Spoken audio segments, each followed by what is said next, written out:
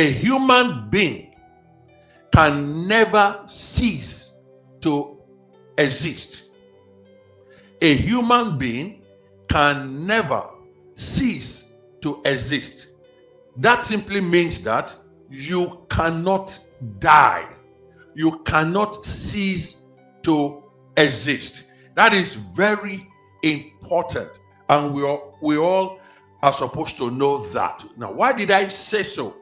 We're going to go to the book of Genesis, and you will discover that generally, a human being has two main components. The physical and the spiritual. In Genesis chapter 2 and verse number 7. Genesis 2 verse number 7. It says, and the Lord God formed man. The Lord God formed man, not animals, not birds, not lions, not elephants. Formed man of the dust of the ground. The dust of the ground.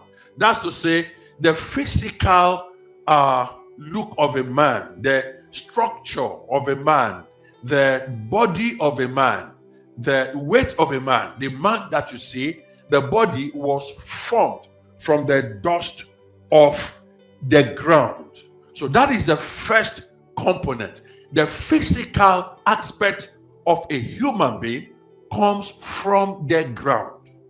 That is why when we're burying people, we say dust to dust, ash to ash. That is, the body that came from dust goes back to dust. Now, but that is not all that a human being is. So God formed man from the ground. But after God formed man, it was just there on the ground.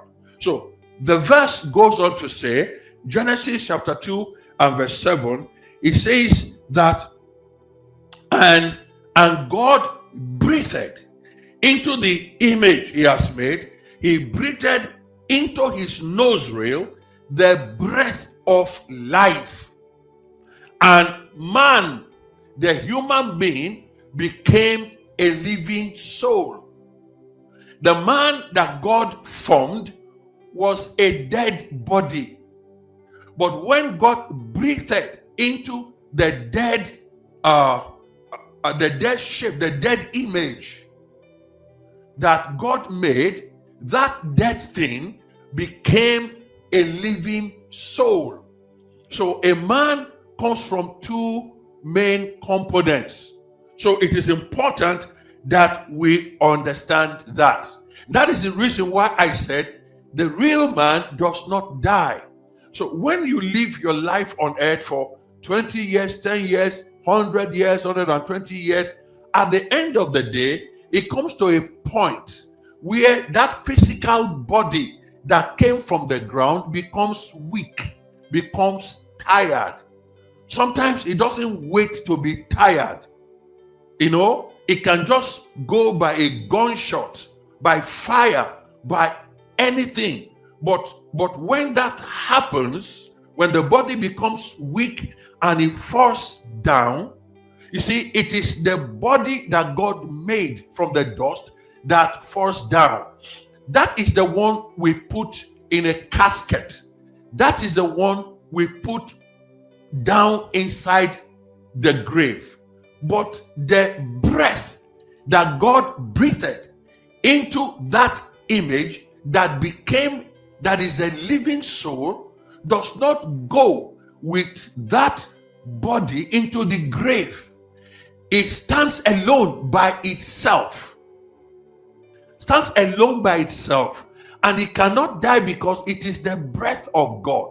It has the nature of God. God is eternal. God cannot die. There is continuity in God, a vanity. It cannot die. So that life, that living soul cannot die. What happens is that immediately that living soul begins to look for another space to live, another house to live. That is why Paul said that the moment we die, we do not just become spirits that fizzle into the air. we enter into another body to give physical expression, physical view to the invisible soul, human spirit. And that life that goes into a new body lives forever. The reason why this time it lives forever is because now it is occupying another body that is a heavenly body. You see, the reason why the other body that you are living at the point of death can be shot and it can die, or can be burnt in the fire, or can drown in water, or can just get old, or can just contract a disease and just fall away, is because it is earthly, it's from the ground. So now there is a transfer into another body. This body is a heavenly body, and this heavenly body does not understand mortality. It does not understand mortality, but it is as real as the physical body. It can be touched, it can be felt, it is real. You can feel it, you can handle it. Like when Jesus resurrected from the dead, people could touch him, he could eat fish, he stayed with them for about 40 days, he had expression, he could move around, he could sit, he could sleep. So that is the heavenly body. It was with that body that Jesus ascended to heaven. It was real. They gave Jesus fish, he ate fish. It was real. That is the heavenly body. So that soul begins to dwell in that heavenly body, and it is eternal. It cannot die. So the first thing I want you to know today about the United Kingdom of heaven is that first of all, that the people who live in the kingdom are eternal.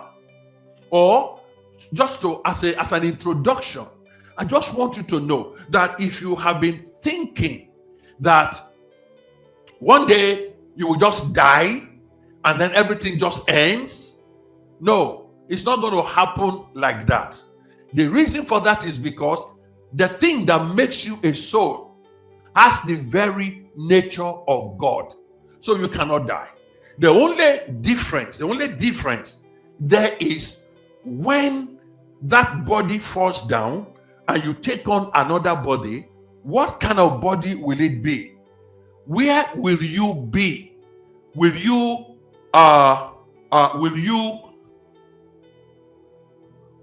be in heaven, or will you be in hell? That is what you should be thinking about. But the truth is that you don't die. So that is the first thing I want to talk about today. You will not die. You only change your house. You continue to live.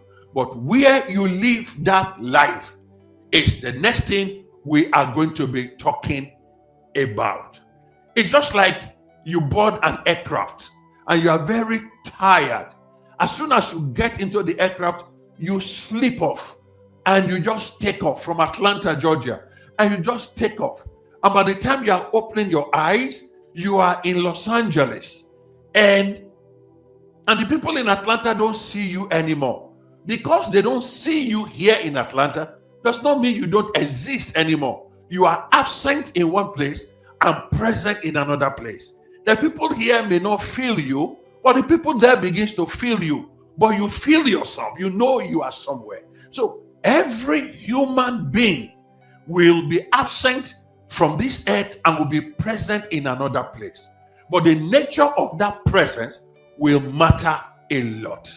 So I want you to think about that. God bless you.